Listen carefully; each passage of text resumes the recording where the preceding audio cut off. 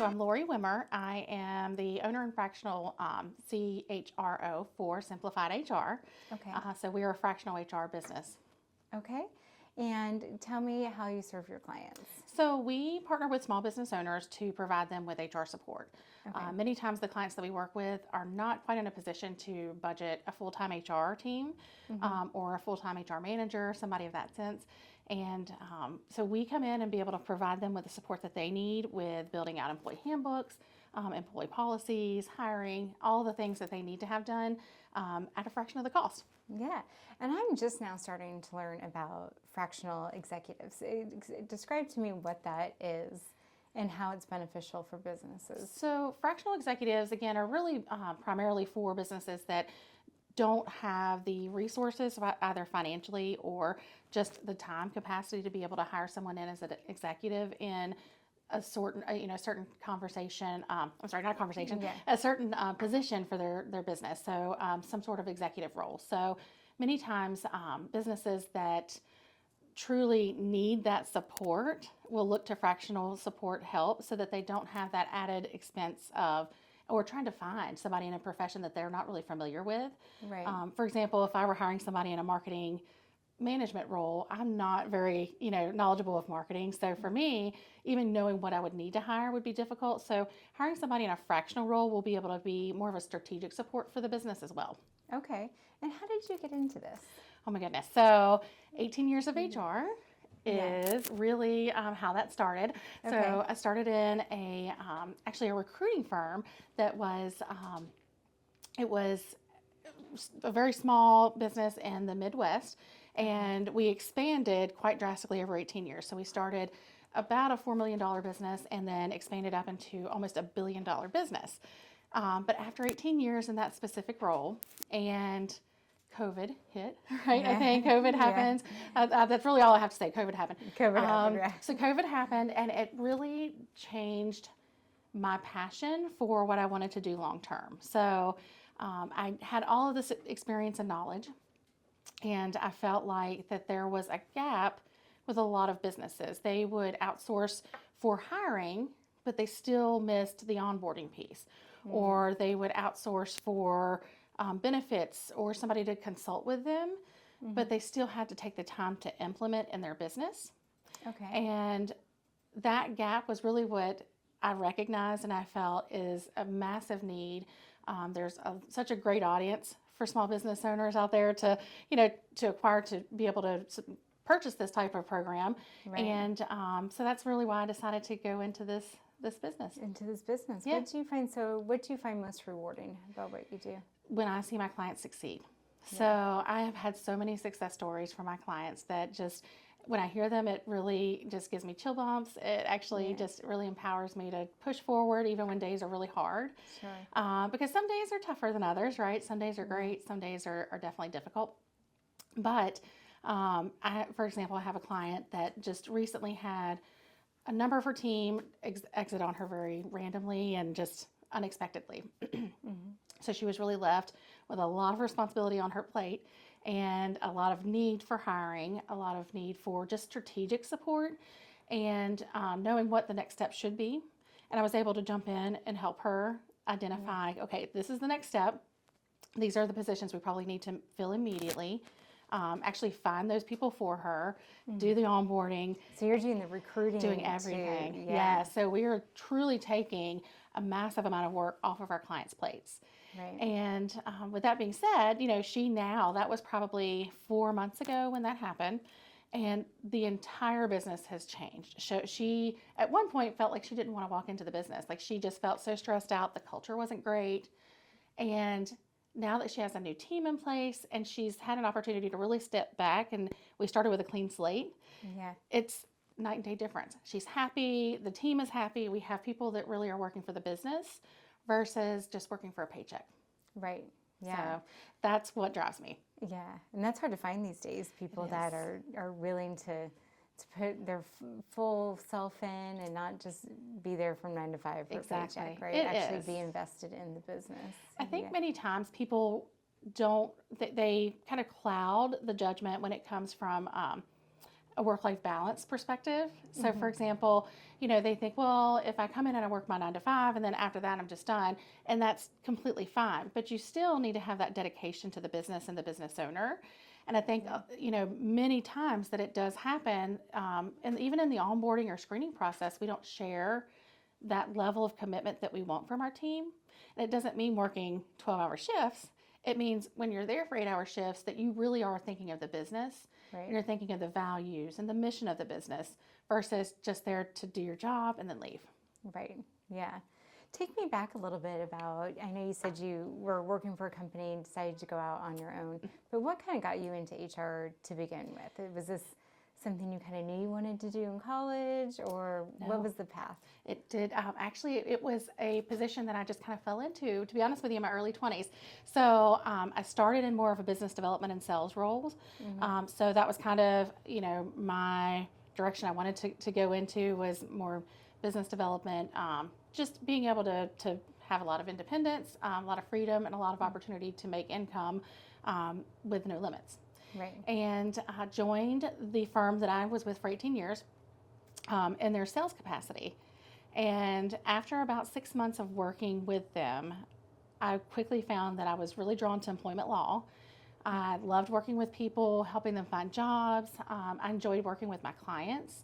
And so I was able to really kind of get a taste of it before I decided to fully go into HR. So I had a little bit of everything, a little, from the sales, from hiring, client success, and fulfillment. And I realized that the HR was really what fueled my fire, so to speak. So I decided at that point that I wanted to pursue that as a full-time career, really focus on building teams, focus on building culture, and making sure that my teams are revenue generators. So that's another big piece of my business, is that teams should generate more revenue than you're putting out, right? So they should be bringing more money back into the business. And how do you measure that? Those are questions that a lot of business owners don't know how to measure. Right, absolutely. And how do you help them kind of realize the importance of that? So I think the number one way is to outline where they're at now. So many times I work with a lot of different industries. I also work with a lot of med spas, ironically. I'm not really sure how that kind of evolved, but I feel like they're on the rise. I feel like there's just a lot of med spas opening. There are, and it's really making me recognize my need to visit them more too. So follow them on socials. But that being said, I work with a lot of med spas, and identifying what their current pay structure is for their team, and what revenue they're bringing to the business, and what that return on the investment is for the business owner. Because truly, we can't break even, and we certainly can't take a loss, right? So I come in and we identify metrics that we can measure with their team. So when I say that, though, a lot of times people will say, oh, I don't want to micromanage. I don't want to, when I start putting numbers on things, people get uncomfortable. And I think that my approach to it is a little bit different. I think that you need team buy-in. You need for them to understand the reason for the tracking. And it's not for, to be able to reprimand somebody. It's to be able to really understand where they're succeeding and how can we support them to better perform their job, or how to be more successful in their job. Right. I don't instinctively think people come in with the thought process that they don't want to do a good job. Right. They want to come in and they do want to do a really good job. The desire's there. Exactly. But sometimes they don't know what good looks like in that role. Right. So we help identify that, right? And then we get the team buy-in. We talk to them about what their metrics are, where they're currently at. And then we do talk about industry standards. So in each business, obviously, there's a standard. And we just start tracking. So it's not about, okay, you're not hitting the mark, then we're going to put you on a warning. It's about tracking and seeing, are we seeing improvement? Are we seeing stagnation? Are we seeing a decline? And then from there, we create a plan of action to really help grow the business and grow the team. Yeah. And what companies, what's your ideal client? What kind of companies are you catering to? You said you've had a lot of med spas. Yes. Is there certain, not super large companies, not super small companies? Is there a certain niche that you look for? There is, yes. So typically my employers are between 2 to maybe 15 employees. Typically, they generate anywhere from, maybe $250,000 a year up to maybe $2 million a year. Okay. If you are kind of over that threshold, and again, it varies based on the business, right? There are some businesses, their revenue may be much higher, but their team's still going to remain small. So they're still a good fit for our services. But if they get more than 15 employees, typically they may want somebody full-time, somebody who they can hire in-house. I had a client once ask me, well, when my business gets to that point, are you still going to be able to help me? And I said, absolutely. I can help you. But when you do get to a point where you need someone in-house, it's my job to be able to transition and help you find that person and to be able to eventually go off on your own, right? And have that in-house. Pass things over. Exactly. And over to them. Exactly. Yeah. What challenges are you seeing in the HR world these days? So the workforce is definitely the number one challenge, I think. Finding employees and team members that are committed to the business, that have the drive and desire that the business owner has. And it's tough to match that because when we open a business, we have that drive and passion really because, it's our business, it's our baby, right? And when you hire somebody in, it's not their baby. So we can't expect that from your team exactly. But having the outline, having the understanding, and what your mission and vision truly are makes a world of difference. So many times it's just covered in a handbook, right? It's just like, this is our values. These are, and it's never and here, go read it. Exactly. Yeah. And nobody reads it, right? Yeah. Nobody takes it home. So for me, I also set with my clients a standard to do some weekly meetings and actually use those values in your weekly meetings so that you're doing a team call out. You're saying, hey, you were a great team player this week. That's one of our key values. Thank you so much for, doing this last week that really displayed our values. Yeah. So it's about just setting that standard within the business. But the challenge, again, is to have people that have that buy-in. And so you have to have compassion. You have to really build just the rapport with your team and be able to communicate with them. Yeah. What are you doing for advertising and marketing these days? What's working for you? What's not working for you? So for advertising, marketing, really social media, probably my number one source. So we definitely use social media daily. We do updates daily. We referrals are also another big marketing piece for us. So that is probably same with us. Exactly. We love our referrals. Yes, I would say probably 80% of my clients are referrals. So it's just, when you work with somebody, you provide them with great service and support. They want to tell their friends and family. So that's where a lot of our business comes from. But other than that, social media is really the number one source. Yeah. And you told me earlier a little bit about the areas that you serve. It's not just local. No. Like, tell me a little bit about how you're finding your clients, where they're located, and how you can help them remotely. So we really work with anyone within the United States and Canada. So we technically can work in Canada as well. And employment laws are a little bit different in Canada, but there's a lot of similarities as well. But we work with clients from Arizona up into Maine, New Jersey. I've got Georgia, Indiana. Anywhere is really where we can serve. With 18 years of experience in HR, and I'm also a member of the SHRM Society, which is for a human resources professional site where we have support from other HR professionals. So if it's a situation that I have not dealt with, which in 18 years, I'm going to say I've dealt with a lot. But in 18 years, you definitely experience a lot. But if there are situations that come up that maybe I want to call on a colleague, I have that additional support. But we serve remotely, so everything, we don't need an office space in your building.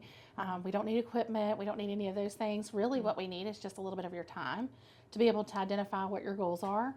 And then we come in and we set the systems up. We set the structure up in place and get organization going for you. So it's all done remotely.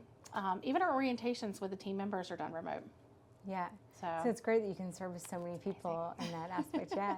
It's amazing. Where do you see this all going? Where do you see your business and yourself going the next few years? That's a great question. And I don't know the exact answer to that. I think that it's evolving just every single day. It changes a little bit in the sense that I see a lot of potential, and I see a lot of, I see for myself probably, obviously growing my team out. Additionally, I do have a team of HR consultants that work with me as well.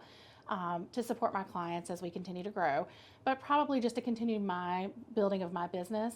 I love to travel, so I definitely see a team that's going to be able to support me so that I can travel more as well, and then give them the flexibility too. They have full flexibility being remote, so I want to have a really good environment where everybody feels happy, they feel fulfilled in their life financially and personally. That's awesome. Yeah. What advice do you have for business owners when they get to a certain point that they feel like they need to start outsourcing HR or accounting or whatever? What tips do you have to kind of help prioritize what they're going to outsource? Absolutely. So I would say the tips first I would say don't wait. If you are even in a position where you're a solopreneur and you feel like I probably will need to hire someone in 6 months, don't wait until you're ready to hire to outsource support. Many times people come to me and they say, I have somebody starting next week and I don't have anything in place. I don't have a handbook. I don't have all the things in place that I need. And that's a tough spot to be in, because you definitely, and not that we can't put those things together, but to put together a system that's going to feel comfortable for the new hire takes a little bit of time. So being able to really have a system set up so that their experience from day one is smooth, they feel comfortable. Again, if you put yourself in the position of an employee, you want to know that they expect you, that everything's set up, and that they have a system in place for you to train. So I would say don't wait first. Second would be to make sure you have your mission and values really identified. And again, it's one of those pieces that when you're opening a business, and many times you may get advice from people to say, create your business plan. And I think that's really important. But I think that the piece that's missing is truly living the mission and your values. So when you go to hire, you look at those values and you say, okay, these are the 5 things that I want in my team. And when I'm interviewing, if one of those pieces is missing, then that's not the candidate for me, right? Because that's most likely going to be the reason you fire them. And nobody wants to do that. Unfortunately, in the years that I've been in this, we've had to do that. But it's not something anybody likes, even when somebody. It's just uncomfortable. It is. It's hard. Super uncomfortable. And you feel, it's even if they've done wrong, you still feel bad. So it's important to have those pieces in place. And then clarity. Clarity is probably the other thing, is being really clear with yourself, with where you're at, being clear with where you're going, and then sharing that clarity with everybody involved. Right.